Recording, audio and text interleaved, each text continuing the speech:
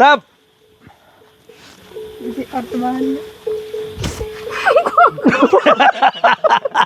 ใช่หรอ เอาไว้นะผมพลาด เอาใจไว้ใจไว้โอเค1 2 3แอคชั่นมา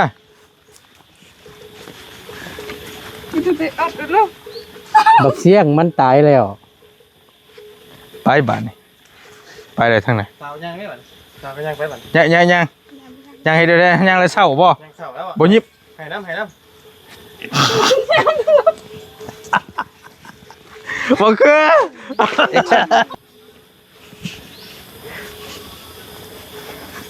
บักเสียงมันตายแล้ว นี่เสียน้ำตาเขา เช็ดไปย่างไปเลยกล้องไปเลยกล้องจี้ไป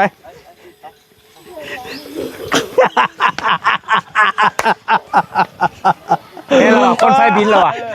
โอ้เสียงกูใหญ่ป่านี่ ปึ้งเฮ้ย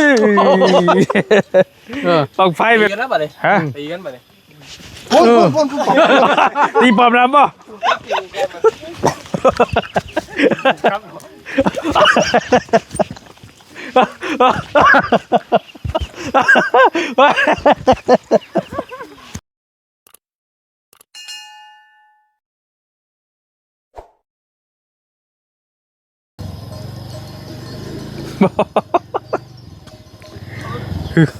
มาจะได้อ้าวเว้ย เห็นอยู่น้องทายน้องทิว ฮะ ว่านที่เห็นอยู่เชฟโปนพุทธ มานี่วะรีโพพี่ตี ร้อยเลย ยังไงจวดไปจวดมา มาแต่เส้นปูน ป้าโถ ไปมาได้ ฮะ เชื่อเราอยู่ เดี๋ยวออกจากอัน น้องทาย อันเส้นปูนนั้นออกมาจากหันบ่าย2 โมง ตอนนี้จังโมงมาเบิ่งดู ที่เขาหามึงเลย วันแล้วเขามาหอดอยู่มองที่ว่าปากท่าเขา4 โมงข่อยมานั่งลงคลิปอยู่หัน 4:304:30เขาตอน ป้อห่อนบ่ได้จักนี่ โอ้2 ชั่วโมงบ่ได้พัก เบิ่งบายมาก่อนโอ้ ข่อยลุยน้ำได้ลุยกี่ตุ่มข้างล่างนี่ อันนี้ไทยบ่ได้จีน ไทย โอ้ใครร้อยอยู่คนไทยบ่ย่าน แต่ว่ามันบ่มีหมอน้ำก็ย่านอยู่เวลาเดินทางไกลเด้ บ่ได้อยู่ บ่ฮาพักไปน้ำเฮาก็ได้อยู่เอาไปเล่นเป็นมื้อ แม่นอยู่เอาลุงนวลออกจากอัน ออกจากเส้นปูนมาเนี่ยบ่าย 2 โมงนะอยู่อันออกจากอันเวียงชัยน่ะ อืม มายังนี่ ฮะมานี่บ่ บอมลงมายังนี่ มาบ้านนี่แหละ แจกตั้มอยู่ มินิช็อคมินิโซน บอกว่าเมื่อวานนี่ตั้งขึ้นไปเป็นหมู่เขาว่าไล่ลุงเฮิมบ่ว่าจะได้มาผู้เดียวเจ้าบ่นี่น่ะ มาผู้เดียวบัดนี้ โอ้เราสิมาฉีดเนี่ย ยังบ่ลืมสิยาบ่ ขายหญ้าเด้ เพราะว่าเมื่อวานนี่นั่นลุงหนวดออกไปแล้วพ่อเพิ่นบอกว่าไปเป็นหมู่แน่ว่ะ อืม น้อยดิเนาะไปหมู่เพิ่น ไปเลยเจ้าก็ได้ ไปเลย บอกว่าบ่มีปัจจัยเลยว่ะบอกที่นี่นะเพิ่นบอกว่าไปนอนคืนนึงเพิ่นว่ามันขึ้นแล้วว่านอน2 คืนโอ้ปัจจัยบ่ได้เด้อบัดนี้ว่ะ มีปัจจัยบ่ไหว้ว่ะ เติมน้ำมันจักเทื่อหาดไปครับ ไปครับบ่อันค่อยเติมมองเด้อทั้งไปทั้งมาก็เติมตกอยู่ก็แล่นมาจากบ้านเริ่มต้นเลย107,000 โอ้ก็พอเติมอยู่ ยังอยู่เลย ยังบ่เบิดช้ำ ยัง คือว่าแล้วตัวนี้มันหัวฉีดมันประหยัด เฮา แสนปลาย ธรรมดาก็บ่เปลืองมันเลยแต่ว่าเฮาเล่นแบบสปีดน่ะก็เปลืองเหมือนกัน ประมาณ200กว่าบาทพี่น้องไปกับเซปนมาแต่บ้านพุ่นเลยเนาะ แม่น เรื่องไรครับตายก่อน แม่นหากแต่เฮาไประยะไกลดูมันก็ ถ้าก็ฮู้แล้วเครื่องมันน้อยแต่ถ้าเฮาไปตลอดนี่ก็มันก็เพไว้เนาะ แต่ว่าเฮาไปบางครั้งบางคราวได้อยู่เนาะที่ว่าจำเป็น เพไว้กว่ารถยนต์หั้นนะคือฮู้แหล้วพี่น้องก็ได้อยู่รถโดนไปเทื่อ จักแรกบ่ได้แล้ว ไปกลับมาเลยติ ได้ประมาณ100กว่าลักเด้พี่น้องไปกลับก็300ปลายก็ หนวดเรามาง่ายดอกบ่นี่ลงไปก็นี่คืออยู่ พอไปพอมา มัน พี่น้องเอ้ยสบายดีเด้อเนาะตอนนี้เฮาก็อยู่ เกิดน้องพรนี่แหละพี่น้องไอ้บอลลี่ก็มาเบิ่งเวียกเบิ่งงานคือเก่าเนาะความคืบหน้าเฮากำลังกะเกียมเนาะสิสร้างเฮือนให้น้องเพิ่นคือเก่าหั่นแหละพี่น้องเอ้ยกำลังหาช่างหาอันนั้นอยู่โอ้ฮดโอ้เห็นบ่มะพร้าว ใช่นี่ ยังว่าไปจัง เมื่อวานยังอยู่เชฟโปนผู้บ่อยู่มาวันนี้โพบ่ฮอดพี่เลยร้อยดีนี่ ไปแบบใดมาได้ถึงคือเนาะ ยังบ่ได้อยู่ เรายังบ่ได้มาฉีดหญ้าใช่บ่วานนี่นะอ่า เอาได้จึงจะได้เรียนกันเชียร์ปวด ไปเป็นหมู่กัน หมู่พวก ไปเป็นหมู่ลุงเฮิมบ่ไล่ มาลงมาได้บัดนี้ มาหมู่บ่มานำเลย หมู่บ่ได้มาเป็นหมู่บ่ บ่คักปานใดได้เฮาแบบนี้ โดยเนาะ บ่หมู่แล้วว่าสิถ่ากันให้มาบื้ออื่นบ่ลาวผัดพร้าว เอาเท้าเท้าไปยามต้องลงมานํเฮาเลยคือจุดประสงค์ก่อนขึ้นเฮาก็บอกแล้วว่า อ่า เฮาขึ้นไปได้ โดยพี่น้อง ได้ขึ้นเดียวว่ะ อย่าแล้วบ่เป็นหยังเนาะมาซอยด่านเขตน้องพรซอยกายพี่น้องเอ้ยมีหยังก็มาเบิ่งนํกันเนาะตอนนี้เฮาก็ท่าแต่ค่าสร้างหั่นแหละพี่น้องเอ้ยบอลลี่ก็ยังสิหาคุยกับสร้างเพิ่นอีกอยู่กับบอลลี่ก็บ่ได้ฟ้าวนี่นะถ้ามีก็คุยถ้าบ่มีก็ยังบ่คนควายปานใดเพราะว่าสร้าง ขึ้นค่าสร้างมันยังบ่พอถ้ามีเดี๋ยวสิถามเชิบๆไว้เมื่อวานนี่ก็เป็นโมฆะดิซื่อยังบ่ได้คุยกับเพิ่นทำสร้างให้ก็ได้พี่น้องเอ้ยเนาะว่าแล้วก็ ยืมใช้นี่ก็เสื่อนได้อยู่บ่โอ้บริษัทนะบริษัทจังมือแล้ว จะถามมาจากมือนะ โอ้โดนยาสีฟันหลอดใหญ่แท้น่ะโอ้ย เชื่อแล้วอยู่ ใส่ใจทุกขั้นตอนเราน่ะ บ่หรอกมันบ่มีแม่นกล่องฉีดยามันบ่แม่นสีพันหรอกอยู่ในหั่นไปเชื่ออยู่ ทุกมื้อแล้ว แต่ละมือบ่จอด 3.2ก็นั่นน่ะเสื้อผ้า2โตนึงก็กล่องผมหัววะเลยเนาะ บ่ข่อยก็บ่ข่อยผู้หนึงอยู่ว่าหยังเว้ย มันหล่อบ่ โอ้ กันได้นะ เชื่อมาจะใช้อันนี้น่ะ โย คืออยู่บ่ลุง คือแล้วเบาดีจะใส่ภูมิฐานเนี่ย หา เอา บอกบ่ได้คือกัน เอานี่เจ้าคนตัวใหญ่เนาะ บ่ยาว ภูมิฐานคนละแบบ โอ้โห กันได้เนาะ คำอันเฮียอันอย่างว่าอันสร้างเผือกคือดอก เฮียจังก็ เฮียสร้างเผือก อ๋อโถ อ๋อเฮียสร้างเผือกว่าอันค่าขายรถไถตะกี้ดังนี่ ใส่แว่นเข้าไปบัดนี้พี่น้องเลยคิวไหมกงขนมปังกงคุ แต่ยังไม่ได้บอกอย่างนั้นพี่น้องเลยเดี๋ยวนี้ขึงอยู่ ทำได้นะ กงขนุ่งปันอีหยังก็ กงคุ ปันง่วงคุ จักกี่วงกงคุคือยัง ฮะก็ง่วงคุอืม คิวจัง โอ้มีแต่คนอยากได้แล้วคิวให้สิบอกให้ ทำได้ครับ มันหนาบ่ยาวเว้ย คิวคอยพี่งาม โอ้ก็พอแล้วอยู่ไว้สร้างเบิ่งคิวแล้วนี่เนาะสบายดีแล้วบ่ยาวเด้อพี่น้องเอ้ย เอาคอยสวยงามเลย พอแล้วเรื่องคิวก็ได้ อันพี่น้องหลายคนเพิ่นก็ให้เว้าเพิ่นให้จัดไม้จัดตอกไว้เพิ่นว่ายันอันตรายอยู่เด้ มันขอบวะ แม่ ขยะนี่ไปเมื่อก่อนเชื่อนะว่านี่บ่ได้ค่อยๆเลย แต่ว่าก็จังเฮาสิไปไว้ใช่นี่ก็แม่นอยู่นี่เพิ่นมัดไปพอไม้มีแต่ไม้แบบรุ่นแบบ ไม่ร้อย ปุดปือร้อยเลยพอไม้น้ำห่านพี่น้องไงไม้แบบว่า เขาบริสั่งแบบข้างนอกทั่วไป แม่ถือว่าสุดๆเลยใหม่พี่น้อง แล้วเนาะเอาพอท่านให้ยันมันเบิดคือมาให้ที่เจ้า โอเคเนาะไปเดทาน้องพรจักหน่อยก่อนแล้วจังว่ากันมาสบายดีน้องล่าก็โดยสบายดีอยู่ดีมีแฮงเนาะ ต้อนผู้นั่งเลยกระเต้าก ระเต้าแฮงอีหลีมื้อนี้พี่น้องเอ้ยต่อสร้างบ่ได้มาบ่คืนนี้ก็ได้บ่ได้มาเลยบ่เป็นจังใดอันนี้เนาะเรื่องสร้างเรื่องซอยเฮานี่ก็ได้เพิ่นบ่อยากเฮ็ดบ่เนาะบ่อยากมีรายได้บ่หรือว่าจะได้ บอกช่องเทื่อแหละ เราข้าวหลับหน้าไปจัด ข้าก็บอกกันพุทธต้องเลยเนาะ อืม เฮ็ดบ่เฮ็ดก็ว่ากัน แม่นเอาหลอกคองอยู่คือถ่ายท่าบ่ แม่นสิว่าจังได๋ใช่เนาะ ออกได้ระบบมัน ฮะ เลดงอนเลย ออกได้ระบบมัน มันยังออกยังไงน่ะ เอ้าปอบดำเลยนี่ มันถึกเสียง ปอบดำใช้ แล้วเด็ดบดเด็ดดิ ฮะ เพิ่นออกได้แล้วบัดนี้ เดี๋ยวมันยังปอบดำนะ กินนี่เพิ่นออกจากเชียงเดียดบ่ได้ดิ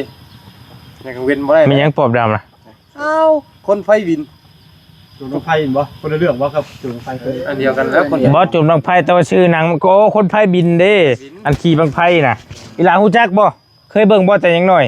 ก็ยังหน่อยคือเบิ่งเหลือ เบิ่งอยู่โทรทัศน์ได้ตะกี้เนาะ เพิ่น มีแผ่นซีดีเนาะ แหน่ตะกี้ โอ้อันเขาว่าจันลินมันนั่นบ่ เสียงมัน อันว่าลินน้ำน้องหลานน้อยเห็นบ่ เจ้า บักเสี่ยงมันตายแล้ว แตง ตะแลลลลตายเอาละไทยขึ้นแล้วบัดนี้ ป้าเอ้ยมีไว้เฮ็ดหยัง โจ ถ้าอายบ่นั่งเบิ่งดาวนำกัน มีไว้ บ่แม่น เห็นบ่ บ่แม่น จะลอง เอาก็ไม่ชื่อเลยถ้าอายบ่นั่งเบิ่งดาวนำกันบ่มีก็ได้ปากซอยตรงนั้นหากอายลืมวัน เคยเที่ยวร่วมทาง เราไอ้ข่อย มีไว้เฮ็ดหยังถนน บ่มันเป็นแนวใดเฮ้ย ถ้าอายบ่สน ค่อยบ่ มาเดินเคียงข้างอย่างอะไรก็ เดี๋ยว เรื่องว่ะ ถ้าอายเอียงก็เลือกคนเห็นบอก ผู้มา ทีหลัง ชีวิตทุกอย่าง สูญสิ้นความหมาย จบมาตอนปอบลำกินเหล้าหวาน ฮึบนี่ข่อยสิบอกความจริงเจ้าอีกอย่างหนึง อ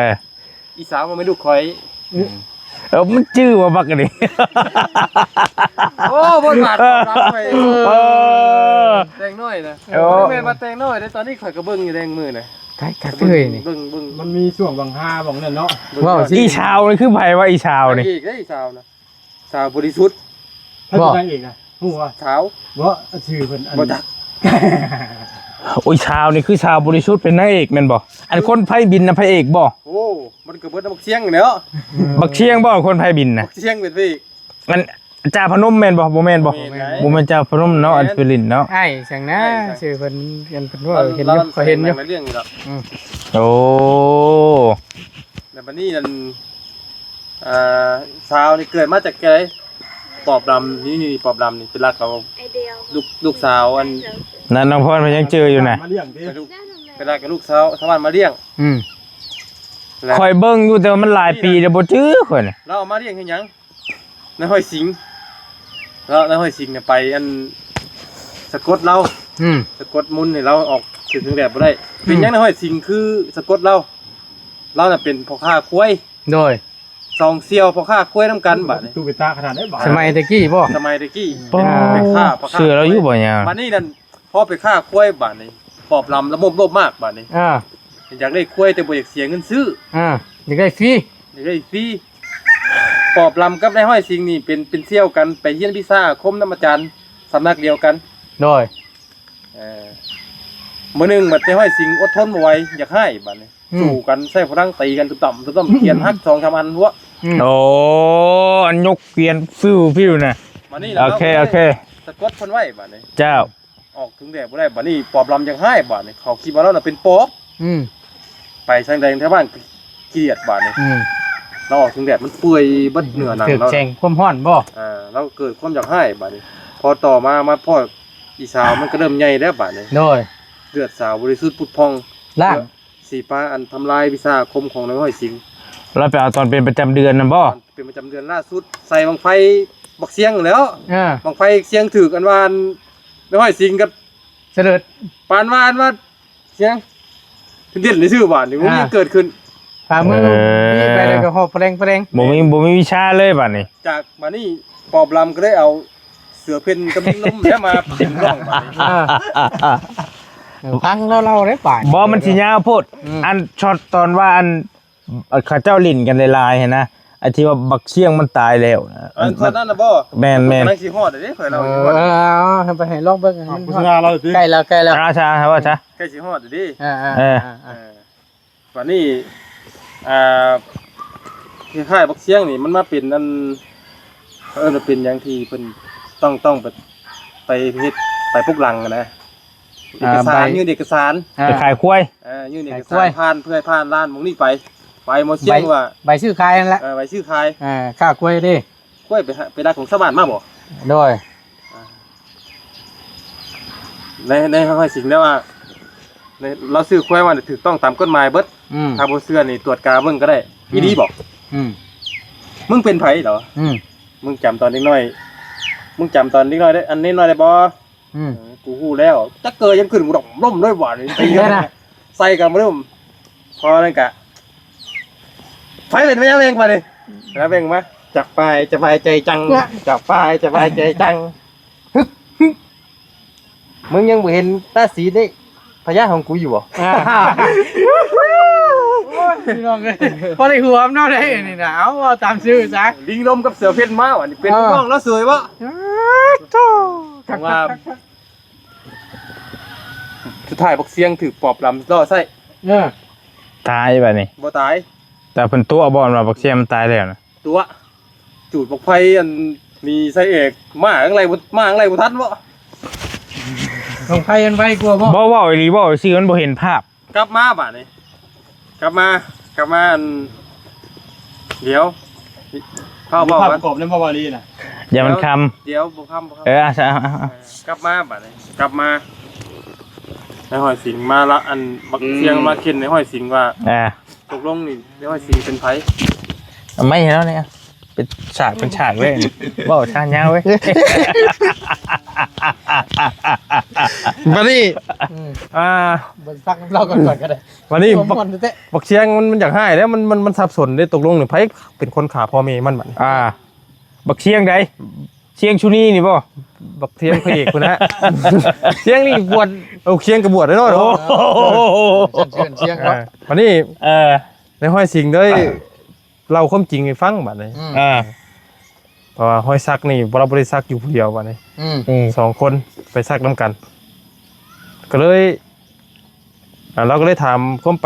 ปที่มาบัดว่ามึงเอาเลือดประจำเดือนมาใส่กูแม่นบ่แม่นแล้วผู้หญิงคนนั้นเป็นไผลูกสาวปอบดำเป็นไปบ่ได้บักดำมันบ่เคยมีเมีย โอ้อีสาวเพิ่นบ่ สาวมาแล้วบาทนี่ซอดนี่แล้วบาทนี่เต็งนะบาทนี่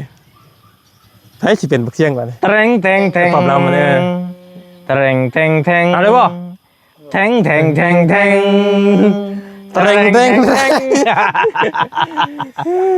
บ่ว่าแล้วมันบ่เห็นภาพข่อยอยากเห็นแบบว่าไผก็ได้ลิ้นข่อยเบิ่งนี่ก็ไป ขอยอยากหัวข่อย จักช็อตนึงไป แบบตอนว่า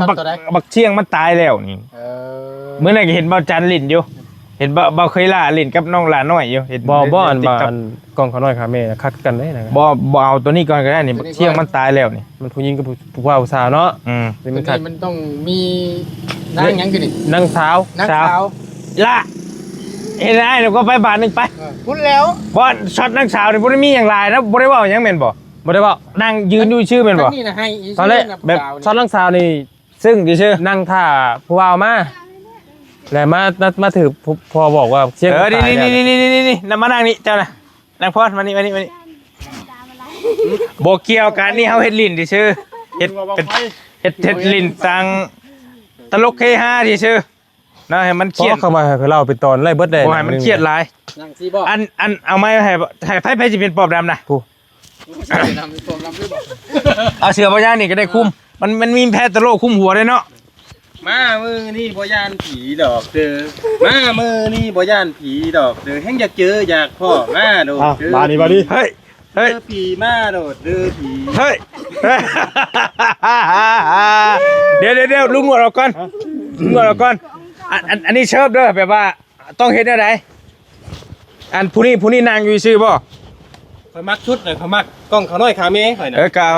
เอาตัวนี้ก่อน คือแล้วโอ้คือนี่ปอบรับใช่ไหมคนน่ะ อยู่ไหนพี่อยู่ไหนพี่ บ่ได้ยินเด้ผมบ่ได้ยิน พี่เอาไว้ใกล้ๆปากเจ้านี้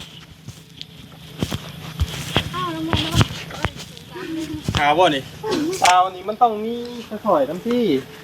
ภาพเชียงน่ะ บ่แบบใดให้ลุงหนวดจับก็ได้ฮะก็จังฮู้บทบาทมันหั่นนะ ข่อยสิเป็นผู้กำกับเด้อ จับมาเป็นผู้กำกับก็ได้มา โอเค โอเคลุงโฟกัสดีๆเด้อ เพราะว่าเรื่องมันนี่ผมมีถูกได้คนเลย บ่เอาลองผู้นี้ต้องเป็นจะได้เฮ็ดจะได้ นั่งซื่อนั่งขาหัวดิ เจ้านางทาบักเชียงบ่ผู้นี้นางทาบักเชียง นี่ถ่ายเชียงนี่ นางทาบักเชียงแล้วก็ผู้นี้ย่างมาเอาลองเชิบๆมันก่อนนะอันดับแรกเจ้าย่างมา ความรำมันต้องมีมูน้ำเด้ ต้องมีหมู่แม่นบ่ไปย่างมาแบกยังมาสักอย่างนี่แหละเหมือนเป็นมาแต่แบบว่าปะทะบังไฟมาดิ มาตลบบ่ แม่นโอเคเอาย่างมาบัดนี้เด้อ1 2 3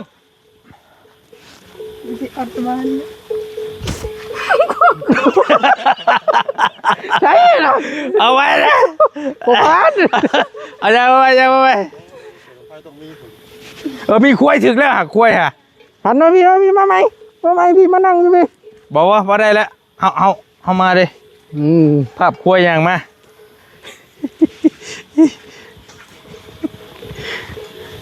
โอเค1 2 3 action มา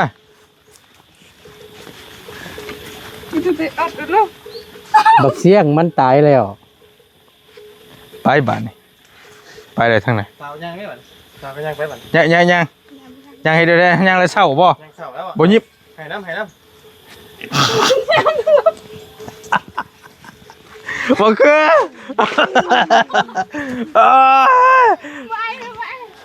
บ่ไม่บ่พานตัวนี้ไปไหม บอกยาแล้วเอาเป่าน้ำผู้เดียวก็ได้ ปองน้ำผู้เดียวเนาะบ่คือแล้วดิ เช่นน้ำผู้ คือแล้วบ่ผู้นี้ยังมาหาแม่นบ่อันคล้ายๆว่าบักเชียงนี่เป็นผู้บ่าวเจ้าพอจื้อแล้วว่ะ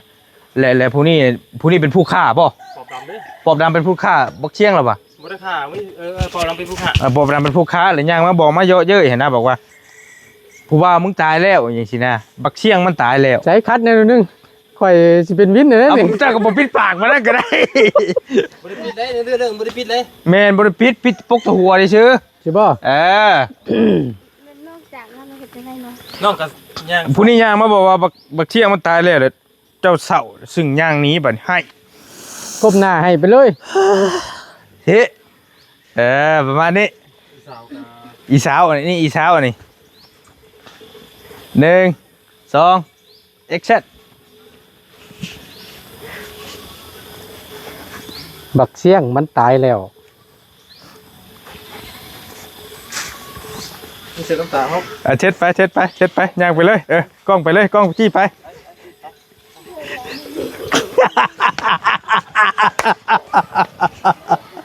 ป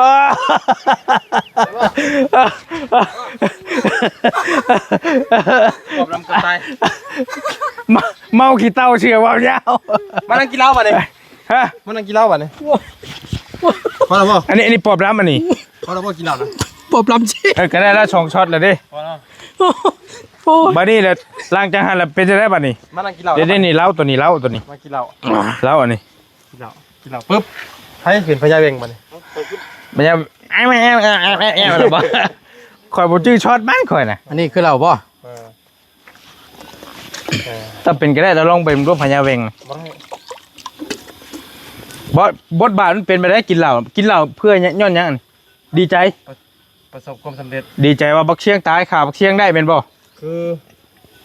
ปอบลำเราได้เราคล้ายๆเราแบบนี้เราได้ความอิสระ เราได้ออกมาจากป่าจากดงไงดิ เราถึกแดดได้ดิ เราถึกแดดได้เรามาอยู่ราชสว่างบัด Ừ. เรามาอยู่ราชสว่างปุ๊บเราเริ่มเล่าแล้วบัดนี้เริ่มเล่า ความหลัง แบบว่าสมมติมาบอกเรื่องในห้อยสิงตัวแล้วบัดนี้ในห้อยสิง คุณห้อยสิงมาเลย แม่นอยู่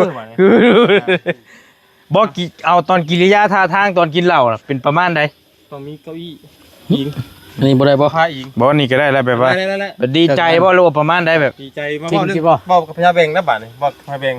เจ้าเป็นปอบลำเนาะ โดย บอกกับพญาเบงว่าพญาเบงมาคล้ายๆว่ายันในห้อยสิงมาแก้แค้นนะบาดนี่ อ่า อืม เอาคืนมาเนี่ยวิชาอาคมในห้อยสิงกำลังเสื่อมอยู่เด้ อ่า วิธีสิแก้ก็คือ มาเอาอีสาวเนี่ยไปขอขมาในห้อยสิงแต่ว่าสาวนี้บริสุทธิ์อยู่บาดนี่ อ่า ก็สู้จิต เออ ก็คือยังบ่เคยผ่านใช่ แม่นมานี่ในห้อยอันพญาแบงอ่ะป้ายกฉากให้ผมนะป้า อ๋ออ่ะ เนี่ยพญาแวง บ่ได้ ได้ผมนะอ้อ เจ้าต้อง อืม บ่ได้เนาะ บ่ได้ คอยเลี้ยงมากกับมือเอง ข่อยเลี้ยงมากกับมือเอง คอยเสียมันเป็นเมียเอง ข่อยสิเอามันเป็นเมียเอง พ่อทำแบบนั้นไม่ได้นะพ่ออีฉาวเป็นลูกพ่อนะคอยสิบอกความจริงกับเจ้าอีกอย่างหนึง เจ้าก็ว่าบ่นี่ ข่อยสิเว้ากับเจ้าความจริงอีกอย่างหนึง สาวมันเป็นลูกคอย อีสาวบ่แม่นลูกข่อย สาวนี่ยินบัดครับเป้งเล้งบัดรุดมือบัดลุกขึ้นมึงบัดนี่ ลุกขึ้นบัดนี่ อ่า มึงมากก็ดีแล้วกะหันหน้าพี่ตี้ มึงมาก็ดีแล้ว อืม ปั้มมานี่ เอ้ามาจะทำ จักเป็นแซ่ดิ อ๋อตอนปอบลำปั้ม อ๋อ อีชาวมันบ่ แบบว่าฮู้แล้วว่าบ่แม่นลูกเจ้าของ เสี่ยวทำเมียว่ะนี่ มาลงมาลง บ่แล้วเห็นบ่ เอาปั้มดิ หืม สมบูรณ์สมบัติดิ โอ้โห มาดิพญาเวงบาดนี่ อ่า เจ้าปวดเต่าใส่หัวเจ้าอ่ะดิ พญาแวงบ่ พญาเวง อ๋อ ตี ตีปอบลำบัดนี่ ปอบล โดย ำปักลงไป อ่า ปอบลำอยากให้บาดนี่กูสิใส่ร่างมึงทีจะใส่ อ่า พญาเวงกับปอบลำเป็นคนเดียวกันบาดนี่ เข้าล่างเพิ่น เขาร่างเพิ่นบาดนี่ อ๋อพอนึกได้แล้ว สิบ่ เออ เออ แล้วก็หัวบาดนี่เสียงปอบลำบาดนี่ เฮ้ย หัวคือบอดี้นะบอดี้ เอามือมาดิ เออ เออ เห็นคือเสียงพญาเวงบาดนี่ แม่ง ออกไปออกไป ออกไป มึงสิให้กูเห็นหยัง โอ้บ่จื้อลิหมอนี่เนาะ ออ จูทุกบทบาทเลย เนาะ จักหน่อยบ่นี่บักเสียงมาแล้วบ่เสียงยังบ่ตายบ่นี่ อืม ขี่ยงไฟขึ้นมา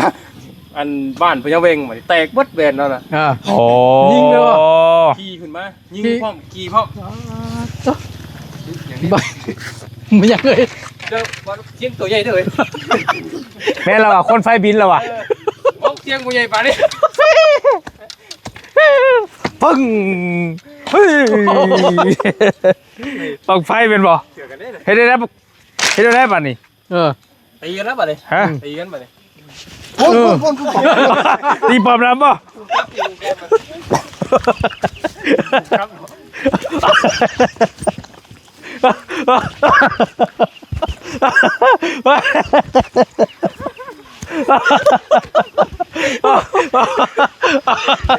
โอ้ ยังบ่จบเลย ฮะ ยังอีกอยู่มันคือหล่นเจอเรื่องนี้ ยังบ่จบเลย ป้าคอยว่าปอบลำนักแล้วคอยว่า ขั้นตอนไปก็คือ เอ้ย เอาอีชาไปฮอด